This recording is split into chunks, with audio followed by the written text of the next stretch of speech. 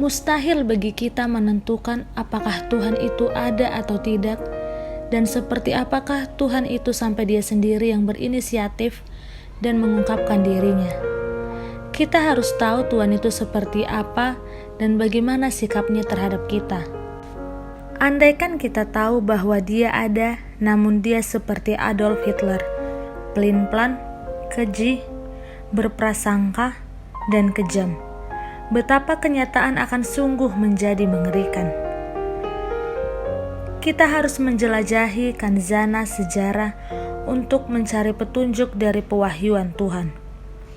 Ada suatu petunjuk yang jelas. Di suatu desa yang tidak dikenal di Palestina, hampir 2000 tahun yang lalu, seorang anak telah lahir di sebuah kandang. Sampai sekarang seluruh dunia masih merayakan hari kelahiran Yesus. Kehidupannya tidak dikenal sampai dia berusia 30 tahun dan memulai pelayanan umumnya yang berlangsung sampai 3 tahun. Semua itu ditakdirkan untuk mengubah jalannya sejarah. Dia adalah seorang yang ramah, dan kita tahu bahwa rakyat jelata mendengarkannya dengan senang hati. Dan dia mengajar sebagai seorang yang berkuasa dan bukan seperti ahli-ahli Taurat mereka. Dapat kita lihat dalam Matius 7 ayat 29. Dan yang menjadi pertanyaan kita, apakah Yesus adalah Tuhan? Segera menjadi suatu hal yang nyata bahwa Dia membuat pernyataan-pernyataan yang mengejutkan tentang dirinya. Dia mulai mengidentifikasikan dirinya jauh lebih dari seorang guru atau nabi yang hebat. Dia mulai berkata dengan jelas bahwa Dia adalah Tuhan. Dia membuat identitasnya ini sebagai bagian terpenting dari pengajarannya. Pertanyaan terpenting yang Dia tanyakan kepada semua orang yang mengikuti Dia adalah, "Menurutmu, siapakah aku ini?" Kata Petrus menjawab, "Engkau adalah Kristus, Putra Allah yang hidup." Yesus tidak terkejut maupun memarahi Petrus. Sebaliknya, Dia menghargainya.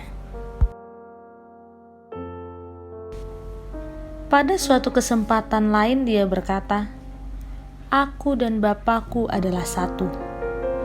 Segera saja orang-orang Yahudi ingin melemparinya dengan batu. Dia bertanya kepada mereka, pekerjaan baik manakah yang membuat mereka ingin membunuhnya? Jawab orang-orang Yahudi itu, "Bukan karena suatu pekerjaan baik maka kami mau melempari engkau, melainkan karena engkau menghujat Allah, dan karena engkau, sekalipun hanya seorang manusia saja, menyamakan dirimu dengan Allah." Dapat kita lihat dalam Yohanes 10 ayat 33.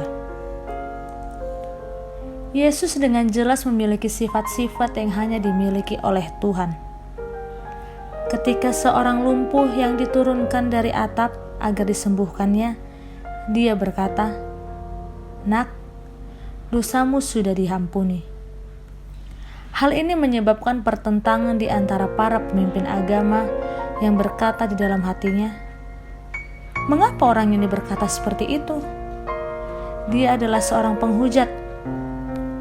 Siapakah yang dapat mengampuni dosa-dosa kita selain dari Allah sendiri?" Pada momen kritis ketika hidupnya dipertaruhkan, imam besar bertanya langsung kepadanya, "Apakah engkau Mesias, anak dari yang terpuji?" "Akulah Dia, dan kamu akan melihat Anak Manusia duduk di sebelah kanan Yang Maha Kuasa dan datang di tengah-tengah awan-awan di langit." Maka imam besar itu mengoyakkan pakaiannya dan berkata, "Untuk apa kita perlu saksi lagi? Kamu sudah mendengar hujatannya terhadap Allah." Dapat kita lihat dalam Markus 14 ayat 61 sampai 64.